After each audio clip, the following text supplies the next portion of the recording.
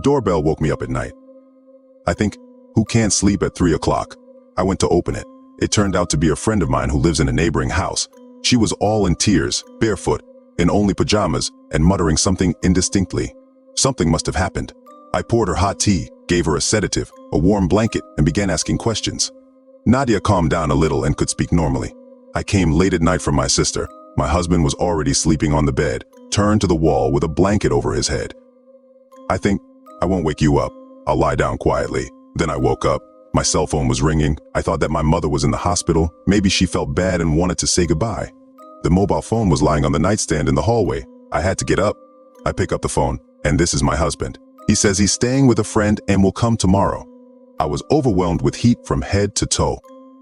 I heard the bed creaking, as if someone was getting up. I quickly opened the door and rushed towards you in what I was wearing. She started crying again, and I was seriously scared. Maybe it seemed to you. She finally came home tired. No. I even hugged him when I went to bed. Do you want me to go to you and check? No, don't. Can I stay with you? Of course. I'll make your bed on the sofa. I couldn't sleep for a long time, thinking, who could it be? But still, it seemed to me that it was her husband who was making fun of her. In the morning, Nadia's phone rang. My husband called and asked where she had been hanging around while he was away. I went with Nadia. When we entered her apartment, everything was turned upside down. Things are scattered around the apartment. My husband also pestered me with questions about what Nadia did at night in my pajamas and what we did there. They said that I threw a party and invited her too.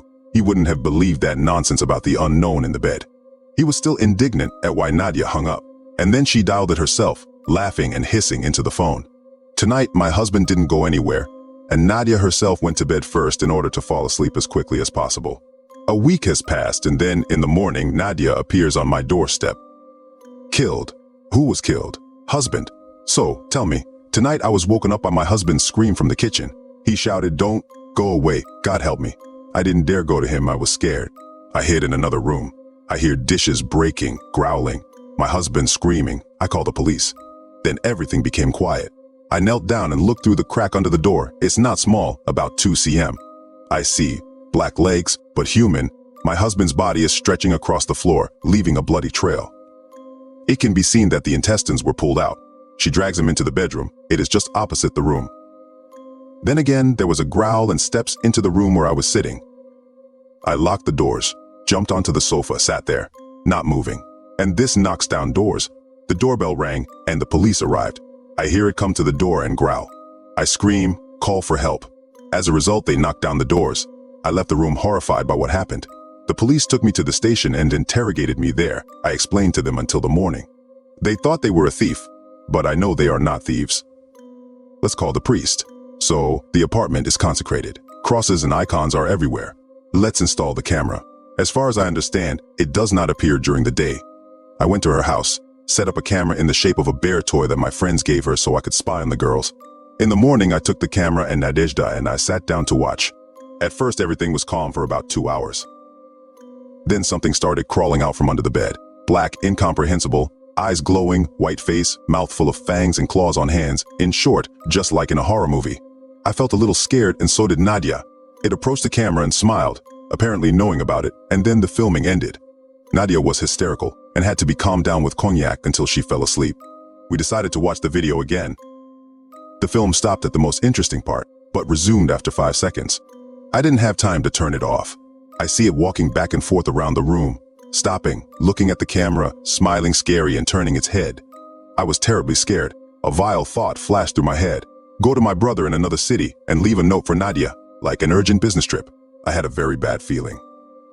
I collected my things quickly. Before leaving, I installed a camera, just in case, then went to the station and bought the next train ticket to see my brother. We're sitting and drinking at our brother's meeting.